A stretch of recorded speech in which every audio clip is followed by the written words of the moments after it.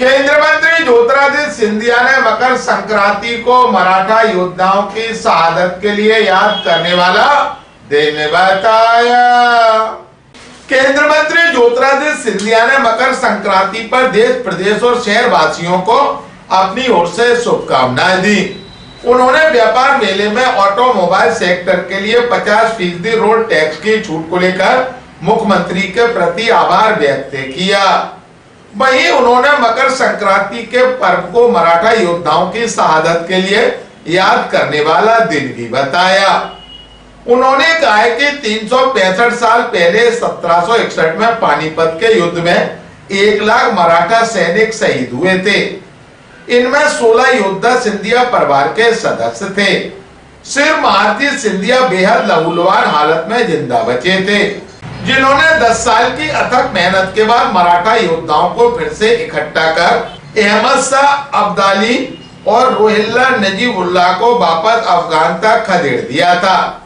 इसलिए आज पानीपत के उन शहीद मराठाओं को याद करने का विशेष दिन है। उन्होंने यह भी कहा कि मोहम्मद गजनबी ने सोमनाथ मंदिर पर कई बार चढ़ाई की, लेकिन आध्यात्मिक शक्ति से सोमनाथ मंदिर आज भी अपनी गौरव गाथा गा रहा है।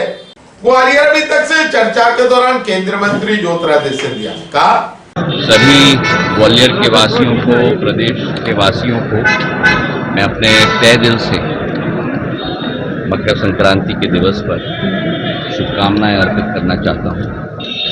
हमारे मराठी में बोल है कि गोड़ गोड़ बोल, मतलब अच्छी अच्छी बातें मकर संक्रांति के दिवस को होनी चाहिए। अपनी शैली, चरित्र, चाल में सदैव उच्च मूल्यों और सिद्धांतों को हमें अपनाना चाहिए। इसी भाव के साथ मैं अपनी शुभकामनाएं अर्पित करना चाहता हूँ समूचे प्रदेश के वासियों को। आज मकर संक्रांति का दिवस वो दिवस भी है जिस दिवस पर हमें अपने मराठा शहीदों की याद करनी चाहिए। 14 जनवरी मकर संक्रांति के दिवस 1761 पानीपत के किले से सदाशिव भाव और विश्वासराव जी के नेतृत्व में संपूर्ण मराठा फौज ने अहमद शाह अब्दाली और रोहिल्ला नजीबुल्लाह का सामना पानीपत में किया था। हर हर महादेव के नारे के आधार पर उन्होंने मां भारती की एकता और अखंडता बनाए रखने के लिए विदेशी आक्रांताओं के विरुद्ध भारत की माटी की सौगंध स्पष्ट करने के लिए अपने जीवन का बलिदान दिया और वीर गति पाई। उन 1 लाख भारत माता के वीरों में 16 सिंधिया परिवार के वंशज भी पूर्ण रूप से उन्होंने अपने जीवन को न्यौछावर करके अपने जीवन का बलिदान दिया और उस क्रांति की राख में से एक ज्वालामुखी के रूप में माजी महाराज उभरे, जो उस रणभूमि में संपूर्ण तरीके से लहूलुहान हो चुके हैं। और यही करिश्मा है भारत माता की कि 10 साल के अंदर जिस मराठा साम्राज्य और सेना को संपूर्ण रूप से पराजित कर दिया, वही मराठा योद्धा उसी राख से उठकर दोबारा सेना खड़े करके अहमद शाह अब्दाली को केवल अफगानिस्तान वापस नहीं भेज दिया, लेकिन मुगलों को भारत में से खदेड़ दिया।